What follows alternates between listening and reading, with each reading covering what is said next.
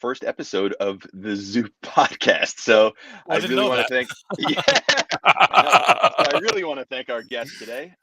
This is comic book writer Paul Allor. I'm going to start, and you could fill me in, but maybe best known for your work on a bunch of IDW titles, Power Rangers, G.I. Joe, Teenage Mutant Ninja Turtles, some work on Radiant Red, I believe, and a big contributor to the lore of the Death Ranger. Yeah, that's pretty fair. I think I'm probably most known for my Ninja Turtles work, which I've done quite a bit over the years, and have more of coming up after a couple years of not doing it, which is exciting. And my G.I. Joe relaunch I did with Chris Avenhouse, probably the big thing that I'm known for. Chris and Bry Peer at IDW, which was a lot of fun. And yeah, like you said, I just earlier, well, not this year, last year now, I did the Power Rangers Death Ranger issue where they let me have a big hand in sort of shaping that character, and I made them a non-binary villain, which got a really cool response, and it was a lot of fun to work on. So yeah, I've done different things here and there, and then also done some creator-owned stuff for various places, so which people will not have heard of as much. Well, and we'll talk about the creator-owned stuff Yeah, as for well. sure. I mean, that's kind of what's brought us together. Why you're Yeah. launching a campaign on Zoop for a passion project for a creator-owned book. I'll call it the Butterfly House, but is the full title Pink Midnight Presents the Butterfly House? Yeah. It's a bit of an So what? unwieldy title. The idea is that Pink Midnight Presents is sort of the name of the series. It's like the Twilight Zone or Black Mirror, and then Butterfly House is the name of this first issue. So the next ones will be Pink Midnight Presents something else.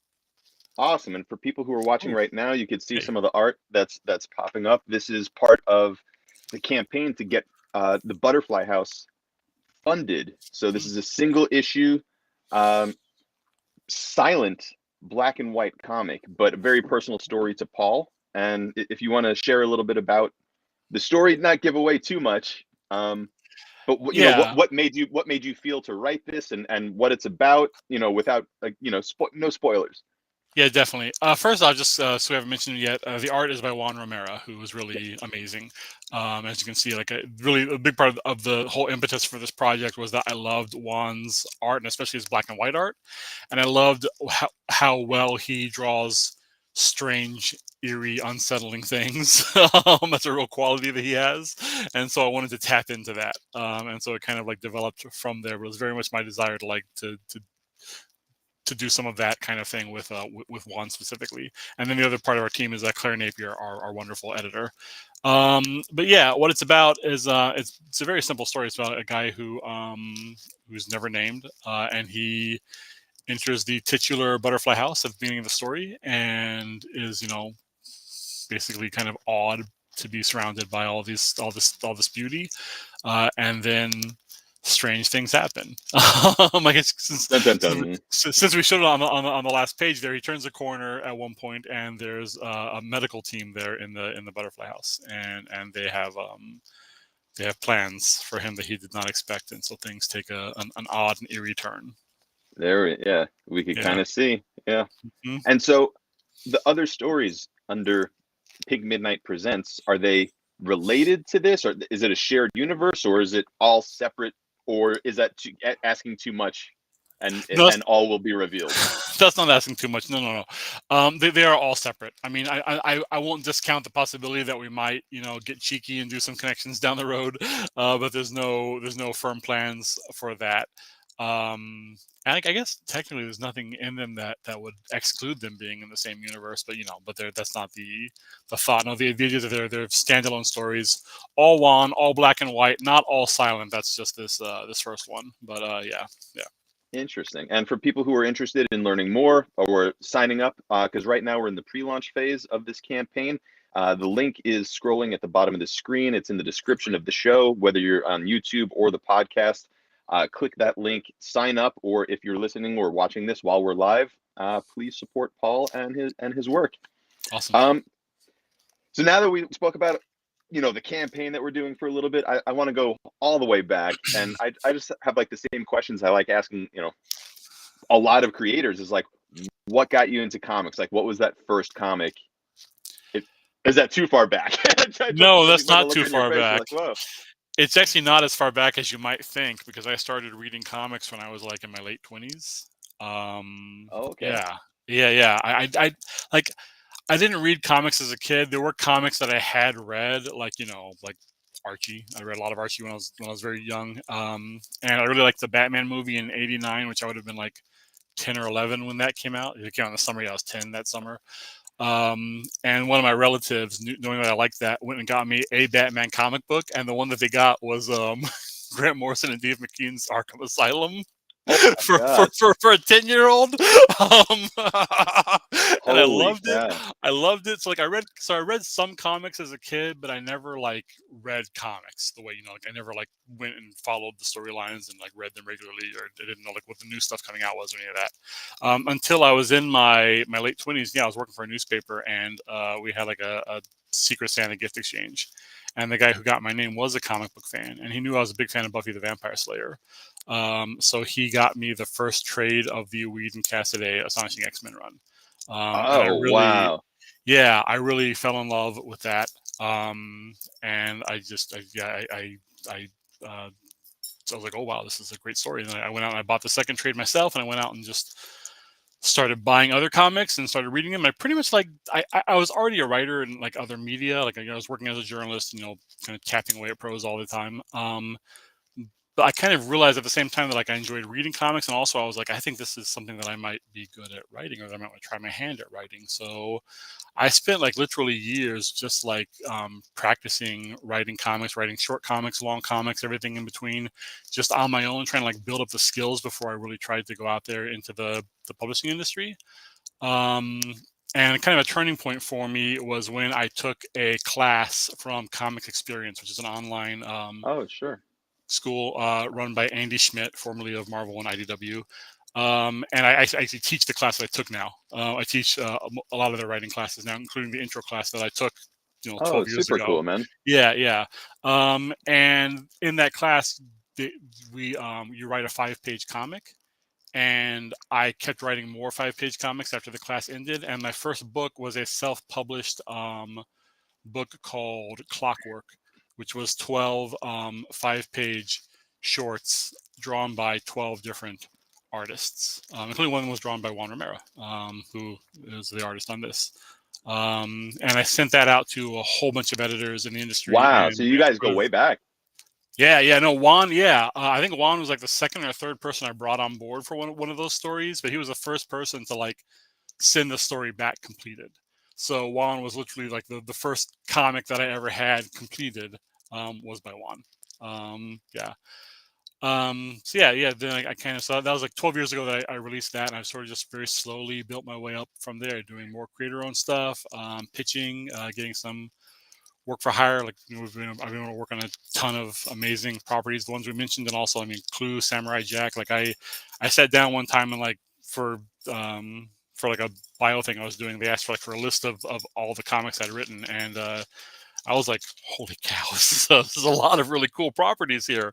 Like some Marvel stuff. I've done Captain America, Iron Man, different things. So yeah, it's been great. So yeah, it all started with me at like 26 or 27 years old, and someone getting my name in our Secret Santa. That's crazy. So Yeah, do you currently still write in other mediums as well, or just comics right now?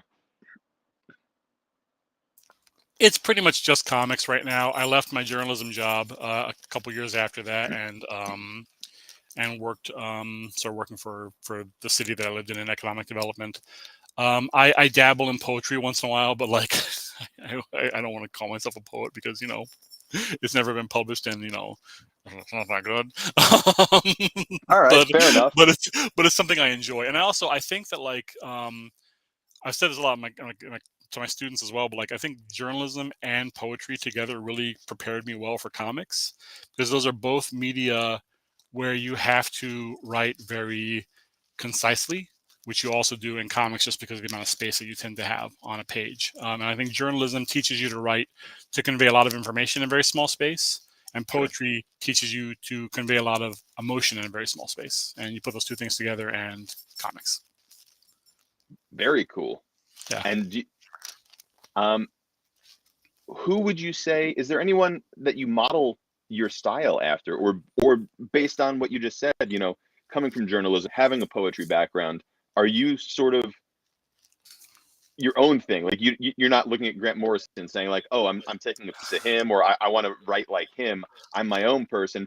Or I guess, who are the influences in the world of comics or outside that you bring in?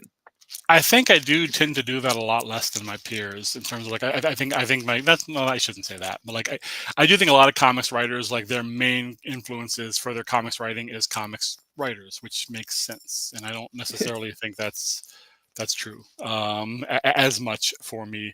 I just saw that Russell Banks passed away a couple days ago, who'd written Continental Drift and Affliction, The Sweet Hereafter, and he was a huge influence on me, which sounds weird because he did like these long prose novels about like working class lives, and I do science fiction and fantasy comics. Sure. But yeah, he was a tremendous influence on me, definitely. So yeah, Ann Patchett is another big one. Kevin Brockmeyer. I can just list names, but yeah, in terms of comics writers, I think probably my biggest influence in that area is Garth Ennis. That's an I excellent think, pick, man. yeah, I think my book, my Vietnam War book with Paul Tucker, Tet, was definitely definitely very very Ennis, but also Sure. also a big Graham Greene influence in there, and also like a big I'm not gonna say his name right, but Kazuo Ishiguro, who is so good at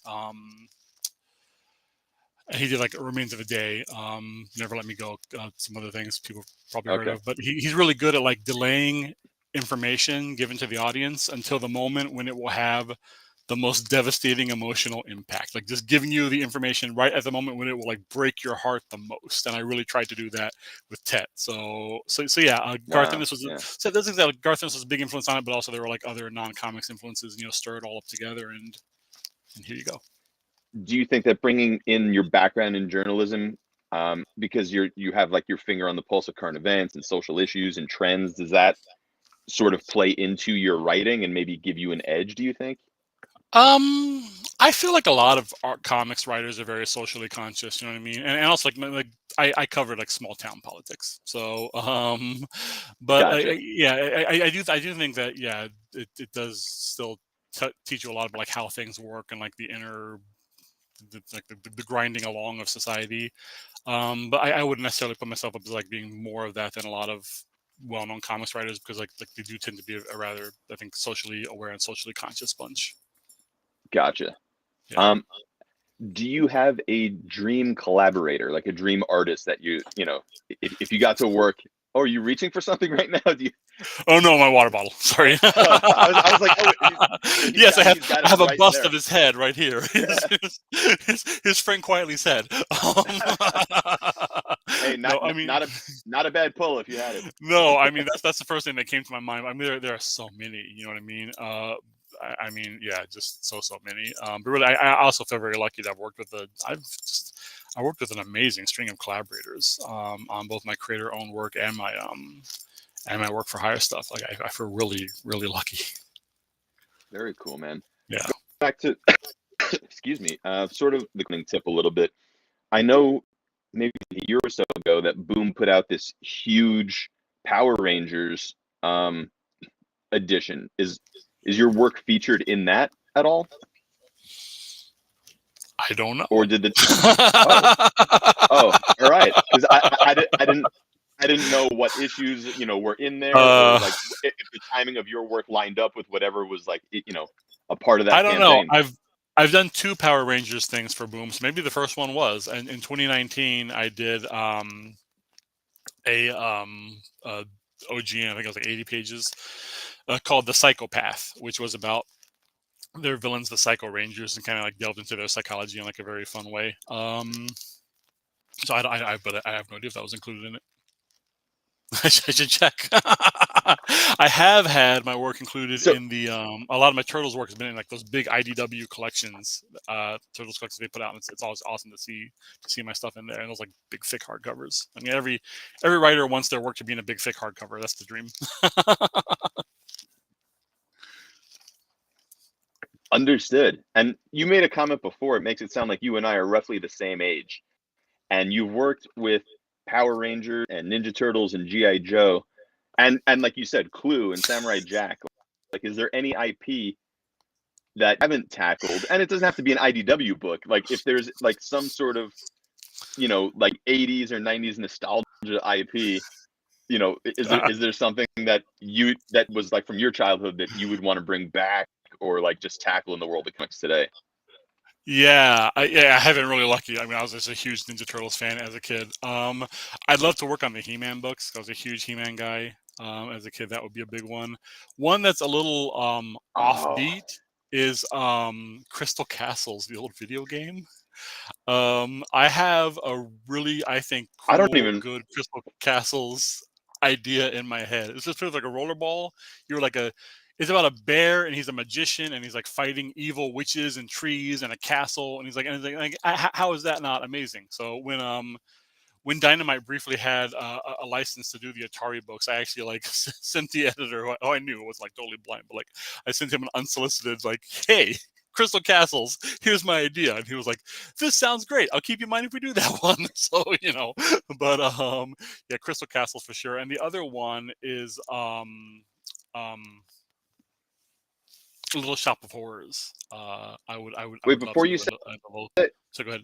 Oh, Yeah, wait, going back to Crystal Castles, was that the yeah. one in the movie Big? Did he had to like beat the wizard or something? Is that it, or is that just like something that they created for the movie? Because what you just described, I sort of have a visual of it. I'm not sure if I'm misremembering. Like, I feel like Crystal Castles are probably too simple for that, but I haven't seen Big since I was a kid, so I don't know because it really was like it was a uh, rollerball game, and you just like went along collecting the gems and escaping the evil trees and things. But my mom loved Crystal Castles so much, like from playing it like in, I don't think it was an arcade, but like in the 80s, like even outside of arcades, there would just be like video game consoles in like restaurants and everywhere. You know what I mean? So I think it's like in a Mexican restaurant there in San Antonio where we lived. They had a Crystal Castles console. My mom was so into it that she actually bought us a rollerball for our Commodore 64 at home, so that she could play Crystal Castles at home with the authentic arcade rollerball wow, experience. Yeah, yeah. It's a fun game. that's super cool, Yeah, so if anyone has the Atari man. license, Crystal Castles, give me a call. I wonder who. I guess Dynamite doesn't still have that license. Huh? I don't know. Maybe. They might still have the license, but Uh, I don't think they put out the comics in a while. and Little Shop of Horrors. Was there ever a Little Shop of Horrors comic?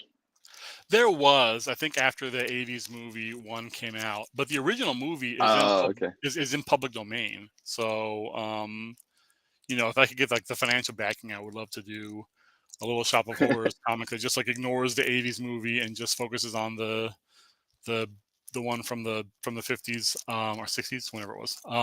And like I have a lot of ideas about like updating it and making it really leaning into like the class warfare aspects of it. Like this is the original took place in Skid Row in LA. I think in the '80s movie they moved it to New York, but really just make it about class and the homeless and how we treat them and how we treat them as literally disposable as they are in that movie. And, just really make a bloody, pulpy, violent Little Shop of Horrors comic that also like has something socially conscious to say. And my idea was that like the first arc could basically follow roughly the beats of the movie, but then if it works, you keep going from there and like continue the story after that. Well, Paul, Yeah. I have news for you. Okay. If you're looking for funding, we could. We should definitely talk. Yes, yes, Yeah. Hey, absolutely, man. absolutely. Right? I mean, if it's public domain, you don't have to pay any licenses, and you just need Yeah, to have the yeah. money to go into production. It sounds like Little Shop of Horrors could be a good sell on a platform, maybe called Zoop. I don't know. You're right. You're right. Yeah, man. Okay, okay. Good. Instant ideas filling into my head, but like we can discuss them off stream. But yeah. Yeah, yeah. Sorry, but I mean, of course, that's No, that's where great. That's my great. mind goes Yeah, immediately. yeah. Mhm. Um, And mine would as well if I was smarter about these things. Instead, I'm just like, maybe it'll happen someday. You know. yeah. Well, let's make it happen, Paul. Excellent, excellent. I have to admit, I never saw the original movie, but I'm a huge fan of the '80s one with Rick Moranis and Steven and Audrey Yeah, too. yeah. The musical was the original musical or no? No, it was not. Okay. Um, Oh, interesting. no, it was a Roger Corman film. Oh wow, I Yeah, didn't even know that. yeah, yeah. I was just, I was the year was bugging me, 1960. So I feel better about not remembering if it was the 50s or the 60s because it's right on the border there. So yeah. You and you're sure it's in public domain? I thought what's the time? The I'm understanding is that it's a thing like similar to what happened with Night of the Living Dead where they just screwed up. I may be Oh, wrong, but I interesting. believe that's the case. Yeah, yeah. Okay. Hmm. And speaking of crowdfunding, of course, I know you've done other campaigns in the past, or at least one, right? Hmm. Yes. What Yeah. was Past that the one last called? mountain. Past the last mountain. Yeah. Okay. And so, good experience doing crowdfunding, or a lot of work, or did you kind of find things that you did enjoy, things that you didn't enjoy, and you know, would love to hear about your past experience, and hopefully, we're going to make it a better experience this time around, no matter how good it was last time. It was a good experience. I enjoyed, the connecting with the audience and like the ability to build an audience through it, and seeing people's enthusiasm for the project. And it allowed me to put out a really thick, nice. I'm wondering if we have any of them here. Really thick, nice book. It was really a product I was very happy with. No, I don't have any within arm's reach. But yeah, I mean, there were definitely like the same challenges that everyone talks about. Where like shipping was difficult, and I know that you guys have kind of cracked that a little more, which I'm excited about because the shipping kind of ended up killing me because the artist on that Louis Joyce is in Australia, so we had a lot of Australian backers, and I shipped them all to Louis, and then had him like ship them out to people from to save money that way. But Sure, even with that, like that really killed us. man. Yeah, that's tough. Yeah. Um, and then this campaign for the Butterfly House is coming soon. I know that we're preparing some cool rewards for people. I don't know if you want to tell give any spoilers as to what people can expect from the campaign rewards wise, or kind of keep it a little bit of a secret until we launch. Yeah, we have some cool stuff. Juan is doing an enamel pin, which I've never done a pin before. I'm excited about that, which is very cool. It's a design that our editor, Claire, came up with. And Claire she's a great editor. She's really good at just cutting to the heart of what a project is about. And I think that even like with with the enamel pin, she like really just like, yep, that's it. That's the book in pin form. So nice job. We have a variant cover by it's a watercolor painting by Jody Edwards, who also did these paintings for Past Last Mountain, coincidentally. Oh, cool. Um, yeah, yeah. Like some other cool rewards. But yeah, those are probably the big ones that we can talk about now. But yeah, check it out when it launches, and you'll see a whole bunch more stuff. Something I never asked you: who did the main cover? That main cover is like really catchy. It's not a very typical comic cover, right? So Yeah, it catches the eye for sure. Who did yeah. that? Oh God, I need to savor this moment. Is it That was you? Was it? me. Hey, it's fantastic. Yeah, that It was just me. That really, was me in Illustrator putting my design skills to work, and yeah, putting that together. Yeah. Mhm. but to me, yeah, to me it stands out. It's not a typical Thank you. cover. I think it speaks to the book. Like I said, it's very eye catching, especially on like, on the Zoot platform when you see it next to other covers, other comics. It's striking. Yeah.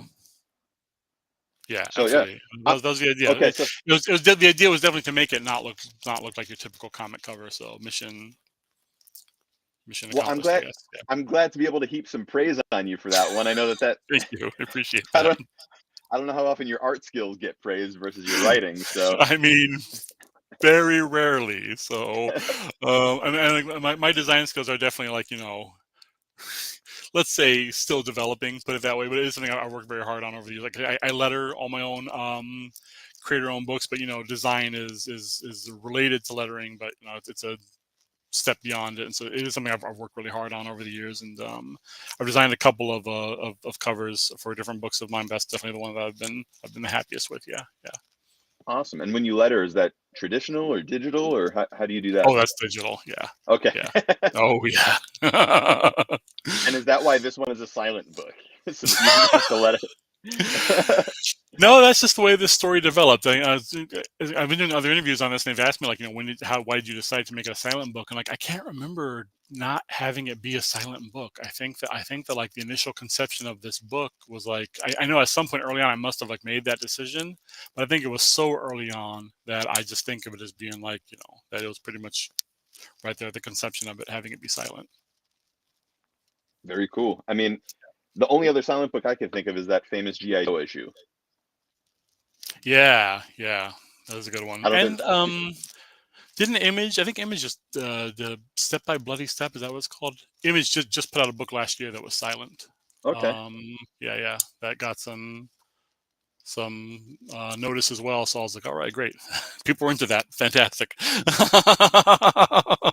I feel Yeah, like it's not done often enough that it's still sort of like different. It's still a different experience as opposed to reading a lot of verbiage in a comic, I guess.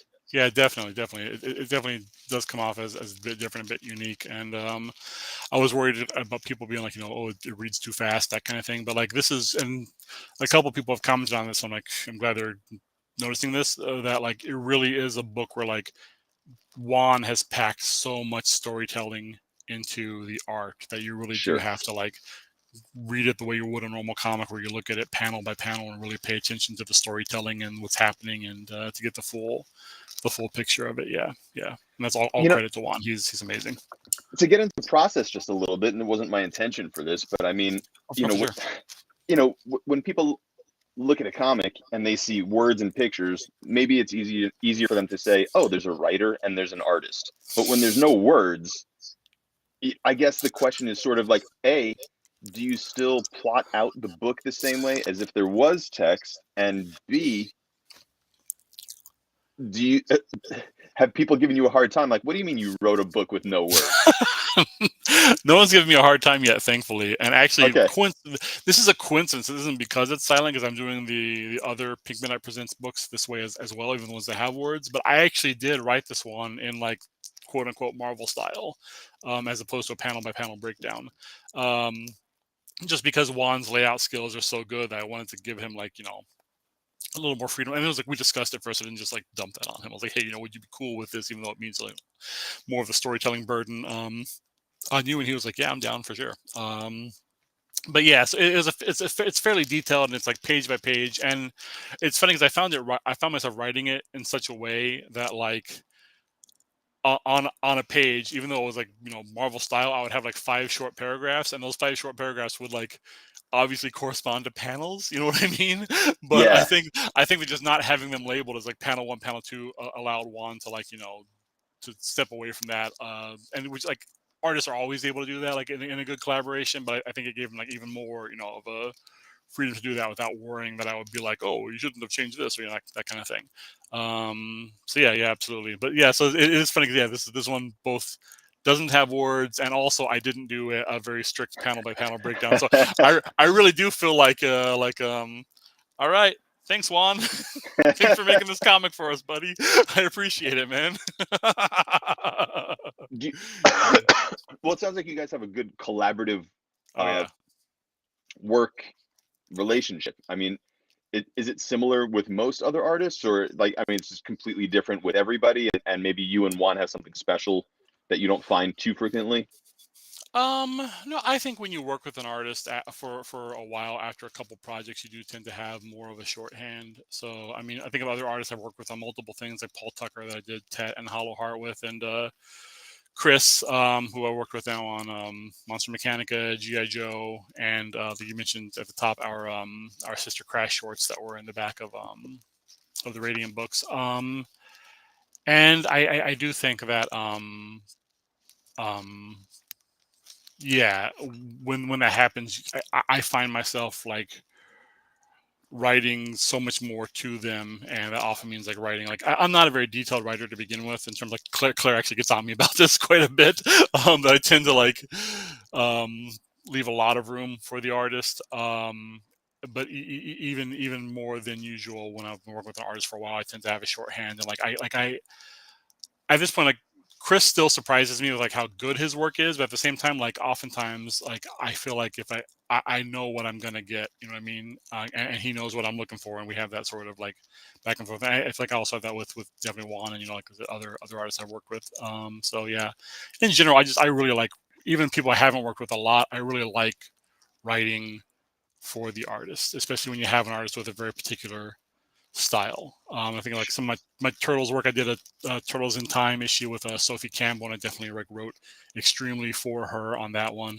I did a Team Into Universe one shot with Tyler Boss, and I that was absolutely 100% like written for Tyler, and trying to make it like much more like gag based, while also giving him room to just to apply his layout magic to it. So yeah, I think that's I hate writing a book when you don't know who the artist is. Like it happens sometimes when you're doing work for Oh, hire, that's interesting. but that always like I'm always like yeah. Wow, I never even really thought of that before, right? You can get a Yeah. project assigned before an artist is even Oh on the yeah. book with you. Yeah, it Wow. happens not super often, but fairly often. Yeah. Or more often than that, what'll happen is that like you'll find out who the artist is like midway through issue one. Usually, you know what I mean. It's rare that you'll like finish the issue, but like a lot of times you're pretty deep into it. Gotcha. Yeah. And as you are not only the first guest on the Zoop podcast, but you're the first guest of the year. Any New Year's resolutions or hopes for 2023, specifically when it comes to your comic work? Do you want to do more licensed stuff, more work for hire, more creator owned, work with certain people, more crowdfunding, Little Shop of Horrors on Zoop coming soon? Just what what is it that you're hoping 2023 brings for you creatively and professionally? All of that. Fair enough, my friend. I Fair mean, yeah, enough. I love it all. I want to do more creator-owned work. I want to do more work for hire. I'd love to get back at the big two. It's been a while since I've done very much with them. I really am, looking forward to this crowdfunding campaign, and then being able to move forward. Like this, the second Think Midnight Presents issue is already written, so we're ready to go on that one. Fantastic. But yeah, absolutely. I just going into the year bursting to do more. Last year was a rough year for me because of some people in my family passed away, and I kind of like retreated into myself very much over the year, and so I really feel like I'm at a point where I want to burst out and really move forward. Well, may 2023 be that year, and we have a Absolutely. good start with the campaign launching very soon. For those who want to Yeah. support, it's at zoop.gg/c/the Butterfly House. The links are in the descriptions of the show notes. Go support Paul. And Paul, where can people find you online? Say hi, check in with you, Twitter, Instagram, Facebook, where are you? And The main place is Twitter. Just look for Paul Allor. There's not a lot of us. ALLOR, like all or nothing. I'm on Instagram, but it's mostly just pictures of my dog. And Twitter, if we're being honest, is also like 60 to 70% pictures of my dog as well. Facebook, I'm on, but I use it very rarely, and it's like just stuff I've already said on Twitter and Instagram. So yeah, Twitter is the main place if you want to follow my comic stuff. Instagram is the main place if you want to follow my dog. well, I'm gonna go follow your dog now. Excellent.